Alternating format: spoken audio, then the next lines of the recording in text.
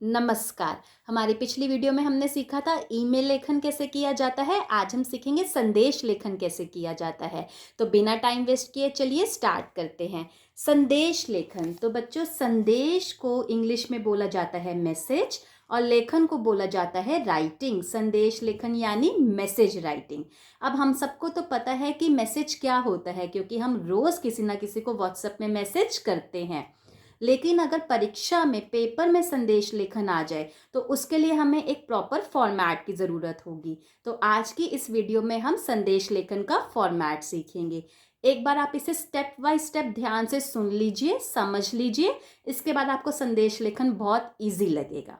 ठीक है, तो सबसे पहले आप बीच में सेंटर में संदेश शब्द लिखेंगे और इसे अंडरलाइन यानी इसके नीचे एक लाइन, एक रेखा खींच देंगे। अब आपने सेंटर में संदेश लिख दिया। इसके बाद आपका पूरा संदेश लेखन बाएं हाथ यानी लेफ्ट हैंड साइड में लिखा जाएगा।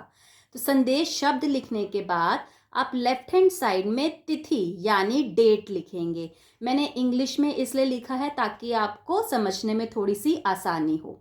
तो जैसे मुझे आज की डेट में कोई संदेश लिखना है और आज है 7 दिसंबर, तो इधर मैं लिखूंगी 7 दिसंबर, 2023। तिथि लिखने के बाद अगली पंक्ति में हम समय यानी टाइम लिखेंगे। जैसे मुझे अभी कोई संदेश लिखना है और अभी 2 बज रहे हैं, तो इधर मैं लिखूंगी दोपहर 2 बजे। ठीक है, समय लिखने के बाद अगली पंक्ति में हम अभिवादन यानी ग्रीट करेंगे। अपने से बड़ों को आप आदरणीय लिख सकते हैं और अपने बराबर वाले या अपने से छोटों को आप प्रिय लिख सकते हैं। ग्रीट करने के बाद आप अपना संदेश लिखना स्टार्ट करेंगे। अब ध्यान रखिएगा बच्चों, आपका संदेश 30 से 40 शब्दों में होना चाहिए। यानी जो वर्ड लिमिट है वह 30 से 40 वर्ड्स की होनी चाहिए। आपको मैसेज बहुत लंबा नहीं लिखना है, अपने संदेश को एक्सप्लेन नहीं करना है। 30 से 40 शब्दों में छोटा संदेश लिखिए, लेकिन मीनिंगफुल लिखिए। ठीक है, संदेश लिखने के बाद जब आपको लगे कि मैंने एक अच्छा सा संदेश लिख दिया है, कि इसमें सब कुछ मेरा कवर हो गया है, इसके बाद आप नाम लिखेंगे। अब नाम लिखने के वक्त ध्यान रखिएगा, कभी कभी प्रश्न में नाम दिया होता है कि आपका नाम यह है और आपको यह संदेश लिखना है।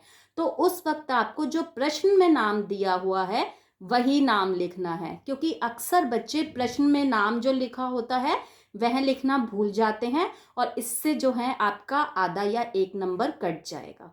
तो इस चीज़ का ज़रूर ध्यान दीजिएगा कि अगर प्रश्न में नाम दिया हुआ है तो आपको वही नाम लिखना है, और अगर नाम नहीं दिया हुआ तो आप इधर क ख ग या अपना नाम भी लिख सकते हैं। पर मैं आपको यही सलाह दूंगी कि आप फिर क ख ग लिख दीजिएगा। ठीक है, अब आपने संदेश लिख लिया। इसके बाद आप इसको पेंसिल से या ब्लैक पेन से एक बॉक्स बनाकर उसमें संदेश डाल दीजिएगा। अब मैं आपको फिर से यही एडवाइस करूंगी कि बॉक्स जो है आप पूरा संदेश लिखने के बाद ही बनाइएगा। ऐसा क्यों? ऐसा इसलिए कि अगर आपने पहले बॉक्स बना दिया तो शायद आपका बॉक्स छोटा हो और संदेश बड़ा हो, तो उससे आपको क्या होगा, आपको बॉक्स को फिर से इरेज करना पड़ेगा। तो इसलिए आप पहले अपना संदेश लिख लीजिए। जब आपका संदेश खत्म हो जाए तो उसके बाद उसको एक बॉक्स में डाल दीजिए। ठीक है, बिल्कुल प्रेजेंटिंग वे में साफ क्लीन अपना काम कीजिएगा और अपना अच्छे से संदेश लेखन लिखिएगा।